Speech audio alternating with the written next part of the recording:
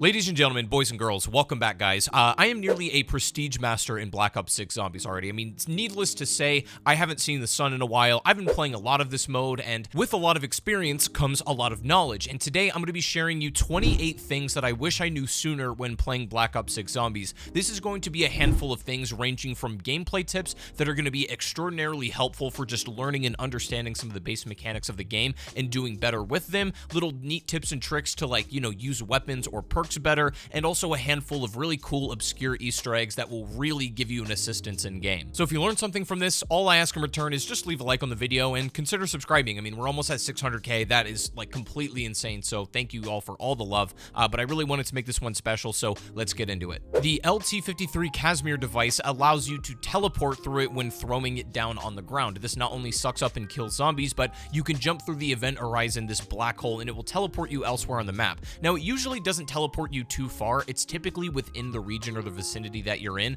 but it is nice to either be able to escape a situation, or maybe you can throw it to teleport to a different room you need to get to a little bit faster. There's some very interesting ways to do this, and all of your teammates and friends can teleport through this as well. Inside of your gunsmith, when you're making your zombie builds, in your fire mods, you can change your bullets to FMJ, and these are going to deal more damage to armored enemies, which in the higher rounds can be some of the most annoying zombies that, will chase you. You can also stack this with the Deadshot augment that allows you to deal more damage to armor as well, so you absolutely melt through it like butter. The only downside is that you have to give up the ability to use rapid fire on your gun for this, and so you really have to determine if that exchange in fire rate is worth it, but the FMJ does a lot better against armored enemies, manglers, and armored zombies included. In Liberty Falls, you can melee this vending machine about once every single round or so, like the bottom of this vending part, and then it's going to give you a reward each and every time. Usually it's like a little bit of essence or a piece of scrap or something like that, but typically it can be a gun, might be a piece of equipment,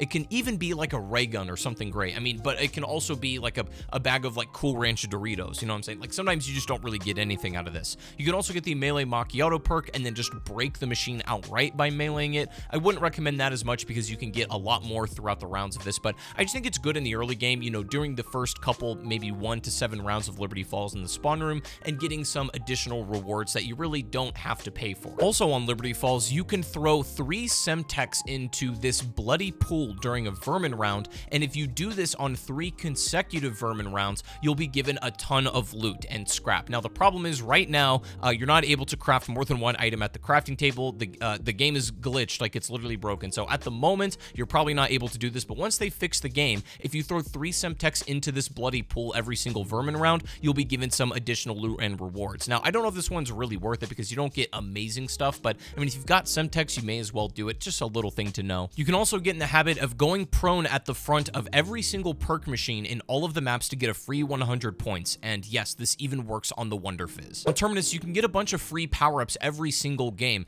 There is a free double points located in the biolab just behind these kind of paper files, and if you shoot it, it will give you a double points power-up every single time. You can also come over here to the guard tower just outside of the spawn room, and if you have an explosive weapon like the Mustang and Sally, for example, you can shoot directly inside the guard tower and it will give you a max ammo. You can also get a free nuke over on Crab Island. There is this certain cave, and then over here in the bottom left corner, you can see a tiny little model of a nuke. You shoot that and you'll be given a free power-up. Now, here's something that might be a little useful for you camo grinders. If you go over to your combat advanced settings and look at manual fire, it's usually on press, but if you put this on hold, it actually makes every single semi-auto weapon full auto. So like marksman rifles, the DM10, stuff like that, you can actually just hold down the trigger and it becomes a fully automatic weapon. However, it does not have the max fire rate capability that it's, able to do. Like if you still manually tap it yourself faster, you're going to get a much better fire rate out of it, but once again, you have to tap it every single time.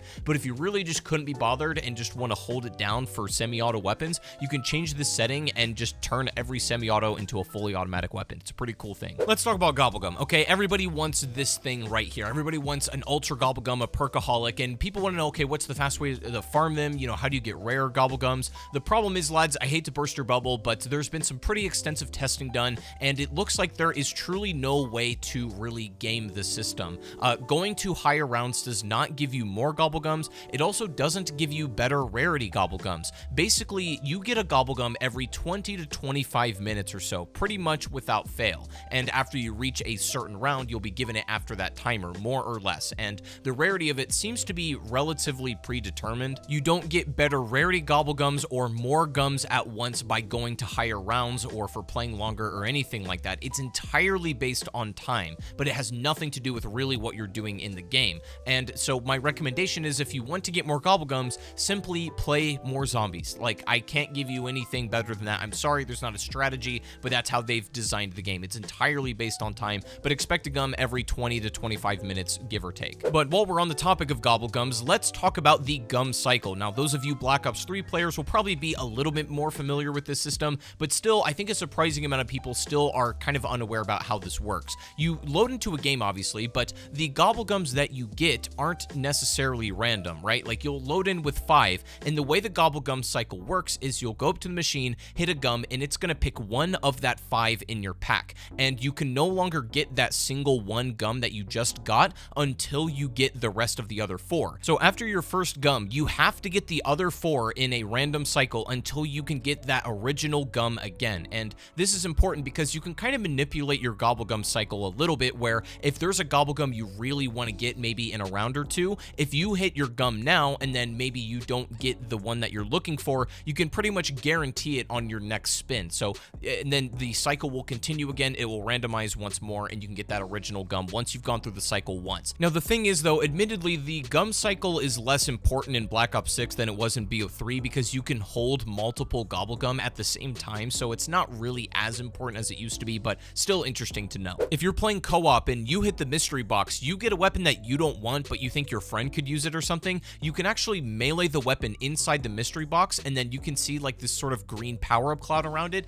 and that allows your friend or anyone else in the game to pick it up for themselves out of the mystery box. So you can share weapons like this, and it's really helpful to do. Make sure to give your friends weapons that maybe you don't necessarily want. This is an amazing feature that can help you and your friends really succeed. Here's a small one. Don't underestimate smoke grenades. They're amazing for covering you. You can do a lot of cool things with this. You can defuse the bombs on the Terminus step just with a single smoke grenade. It works a lot like the Vulturade effect in Buried in Black Ops 2, where you sit in this green cloud and the zombies totally ignore you. Now, if a zombie is already right on top of you and tracking you, a smoke grenade may not completely hide you, but from relatively far away, you should be safe. Smoke grenades are actually amazing in BO6. On Liberty Falls, there's a really cool, clever little Easter egg that you can do to get some insane stuff. Now, this can give you a free wonder weapon, it can give you a legendary gun, it can give you all sorts of stuff. Sometimes the loot is not all that great, but it's very easy to do, and it's super easy to repeat. Now, the way this is done is there are 3 cars around the map. They are defined by this kind of like black and yellow stripe. There's one over here located by the comic shop, there's another one just by the church, and then another one by the tool shed where you get the jet gun piece. And if you look in the back seat, in 1 out of the 3, there should be a Mr. Peaks back there, and you can either use a Mangler Cannon Score Streak to shoot the back of the trunk, or if a Mangler himself just happens to shoot a blast at you and it hits the trunk, it's gonna pop open and give you something. I've gotten literally like a jet gun out of this, I've gotten legendary weapons. There's no telling what you'll get out of it here. It seems to be that the higher round you're on, the slightly better your loot will be, but it's kind of like, it's hit or miss for me, but it's still a really cool and easy one to repeat. I think it's sick. On Liberty Falls, you can also get a free power-up of every single kind on here. Now, the first one is located just behind Liberty Lanes. There is a car, and you can see sort of in the grill here, you can shoot this free power-up icon, and it will give you, one of those bonuses. You can then head over to the church, and there's a free insta-kill power-up just on the backside here on top of the roof. Shoot that one and get yourself a free insta-kill. This is really helpful for the Easter egg. You can also get a free double points. This was probably the hardest to get. You may need a scoped weapon because otherwise it's pretty difficult to do without, but there's a double points located on the grate over here on the water tower. Just trust me. That one's kind of hard to get, I'm not gonna lie. The other one is located on Washington Avenue. If you look behind this barrier, there's a max armor on one of these like food cart trays on the bottom here. This one can be a little tricky to shoot, but you can get that no problem. There is a free nuke located in the bank on top of the chandelier. Now, to get this one, you can either throw like a frag grenade, a semtex, you can even use a Molotov to get it. Just some kind of explosive weapon up there should be able to knock down the nuke for you. And then there is also a free max ammo located actually just in the spawn, right behind the rampage inducer on the bottom of this bridge, the sort of like gap here. You can see there's a max ammo just down there for you. And then finally, finally, there is a free bonus points over near the comic shop on top of this AC unit. You can shoot it on the corner here and give yourself a free couple of points. All right, real quick, let's talk about manglers and parasites and these annoying special enemies. So a lot of people hate manglers. The cannons are absolutely insane in higher rounds, but let's talk about a couple of ways that you can use to deal with these. Now, there's a couple of mechanics you can take advantage of, and there's a couple of strategies that you can apply as well. Now, the mangler's cannon, basically once the animation windup starts, they're going to fire in a pretty linear direction, but the blast can actually curve. So what you really want to do is not try to dodge it so much after it's come out, but you either want to be outside of their blast radius as the animation is starting up. So for example, they're facing me, they're going to start winding up that animation. I'm going to slide directly behind them, and they're kind of locked into that animation. There's not much they can do. But obviously sometimes zombies is chaotic and you don't always have the opportunity to make it that quick and clean. What you can also do is completely dodge to the side after the beam has been shot. Using Omni Movement to either slide to the left or right after a beam has been shot is typically enough to completely avoid the blast entirely, and you can use the audio cues to react in time. You can hear when the blast comes out, and if you typically hit like a 90-degree left or right slide, you're pretty much safe most of the time. I've had it a lot easier with manglers dealing with this and using the strategy for them. However, if you just want to completely disable them, you can shoot their cannons, and if you are able to break them, they're obviously not able to fire at you anymore, and then they'll just get faster and chase you down. But you can disable their projectiles by shooting their cannon. That's actually their weak point. So if you want to kill them quicker, shooting them in the head is fine, but it's not as efficient as shooting them in the cannon. The same idea can be applied to parasites. One of the most effective ways of avoiding damage here is do not run linearly. Either running directly forwards or backwards is a big no-no. If you just pretty much sprint to the side and run in like a circle, parasites have a really hard time hitting you. Their tracking is typically only designed to hit linear movement. Not that you won't ever get hit if you're running to the left or right, but look, like I have a huge crowd of parasites here, and I'm not getting hit the same way I would if I was just running in a straight line. If you have less parasites and you're just consistently moving left or right, you can pretty much never get hit if you're having a more circular motion. Let's go back to Gobblegum for a second. Don't forget to stack your gums and do creative things with them, because once again, you can hold 3 at a time, so this means you can stack them in interesting ways. For example, a good combo is using Crate Power and Wonder Bar. If you use both of these, you'll hit the box and you'll automatically be given a Pack-a-Punched Wonder Weapon right off the bat if you stack these two. If you're playing co-op, a really good strategy is to stack Profit Sharing and Double Points. This will ensure that everybody gets an insane amount of points in the earlier to mid rounds, and you have way more money than you know what to do with. Liberty Falls, you can get a very easy free ether tool by either getting a concussion or a frag grenade and coming over here just above Melee Macchiato and blowing up this corner of the church. This will cause these zombie bodies to fall down from the sky, and you'll be given a free ether tool every single time. If you do it in the early rounds, you'll always be given green, and then if you wait a little longer, you can get blue, purple, but if you wait a really long time, you can even get a legendary. But the thing is, this is nice because you can either get it right away and sort of get ahead of the curve instead of having to spend all the salvage upgrading your loadout weapon to green. You can actually just, grab a green one and then use your salvage that you have acquired for blue right off the bat, so you can get it, ahead of the curve very quickly. I do this all the time. If you're trying to high round on Terminus and you just don't have the scrap to continuously buy mutant injections, you can actually just buy an RCXD instead and then come up to this crate, and if you lay it down perfectly right here directly in the middle of the crate, zombies will not be able to touch you. You can pretty much clean out an entire round just by sitting here. You don't even have to play the game. You can just leave an RCXD, it will continually pulse, and then after it's done, most of the round will be cleared out, and all you'll have left are maybe amalgamations and maybe a couple of manglers. But this is a really good high rounding strategy if you're a bit on a budget. Mutant injections are obviously still going to be the best, but they're not always that affordable. Speaking of which, they have made a change to where now if you kill a special enemy or an elite with a score streak, they will no longer drop, mutant injections or chopper gunners. This is important because it's kind of better to finish them off with your gun instead, making this RCXD strategy really viable so that you clean out the zombies and then you can kill everything else with your guns and then get like another mutant injection or get a chopper gun or something like that and save yourself a little bit of scrap. This is just really good stuff for high rounding. Now let's talk a little bit about elemental weaknesses. So currently in the game, we have a handful of ammo mods and bosses to deal with. We have stuff like Napalm Burst, Dead Wire, Brain Rot Cryo, and Shadow Rift, and so on. But there are elemental weaknesses associated with different enemy types. For example, parasites are very weak to Cryo Freeze. Now, they don't have a ton of health anyways, so it's not like you need to necessarily take advantage of this, but if for some reason you need to kill parasites faster, cryo freeze on your weapon is a really good way to do it because it melts them. Similarly, manglers are weak to dead wire and also napalm burst. So you have two options for dealing with these. Abominations are also weak to dead wire and napalm burst as well, whereas amalgamations are weak to dead wire and shadow rift. So if you have that correct ammo mod on your weapon, you're just going to be dealing more base damage to these enemies that are weak to that, right? And the really cool thing is, though, it not only applies to specials and elites, but this can even be applied to boss fights. So if you're having a hard time on Patient 13, I'm going to give you a little cheat sheet here. In the first phase, when you see these red orbs, that means he's weak to napalm burst. He'll take additional damage from napalm weapons. In phase 2, when he has like these insulated, like these tentacles, these are actually weak to dead wire. And then in phase 3, when he goes blue right here, he's actually weak to shadow rift. And also dark flare, the field upgrade, absolutely melts him here. So depending on the property or the phase of the boss, they can change their elemental weakness, but it's nice just knowing all these and maybe having an arsenal that's prepared for the different kinds of elemental weaknesses you'll want to take advantage of. But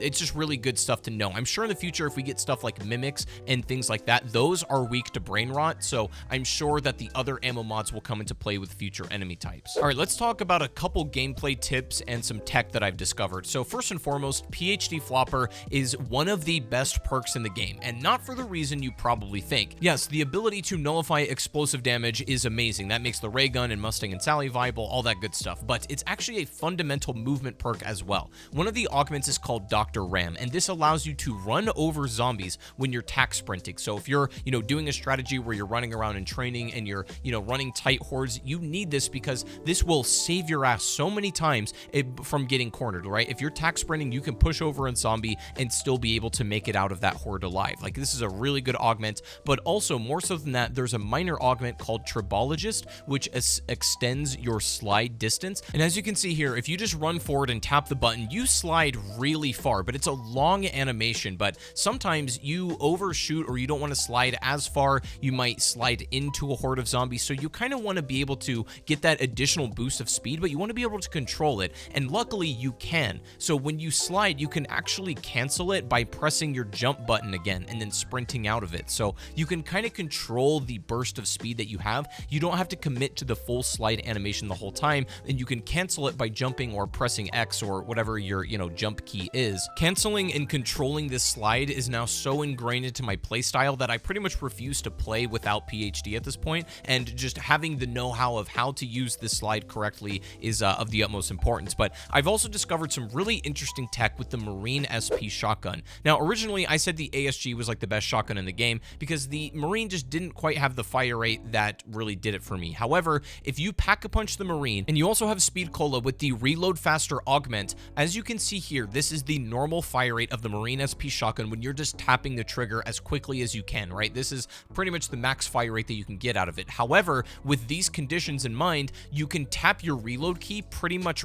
right when you hit your trigger button. You almost hit them at the exact same time, and instead of re-pumping the shotgun, you actually just rechamber your bullet instead, and that animation, the reload animation, is faster than rechambering the shell, so you can break the fire rate and fire much faster than is normally intended. As you can see right here, I'm actually shooting much quicker than I am if I was just tapping the trigger as fast as I could. Just this tech alone has made the Marine probably more favored than the ASG for me now because, the Marine hits way harder per shell than the ASG shotgun does, but its biggest weakness was always fire rate, but this kind of takes care of that problem. So hopefully, we're able to use this strategy for a long time to come. We'll see though. You can get a free permanent double points in Terminus by doing a very simple Easter egg. Now, all you need to do is have melee macchiato, and once you have that acquired, you can come over to the Speed Cola tunnel and then melee this cave, and then you're going to see this captain sort of behind here with a map, and you're going to talk to him, and he's going to mark a location in which you need to go on your map, and then pick up a watch that will be located in the water. There'll be a yellow highlight around it. It's pretty easy to see. You just need to go to the exact location marked on your tac map to where the X marks the spot.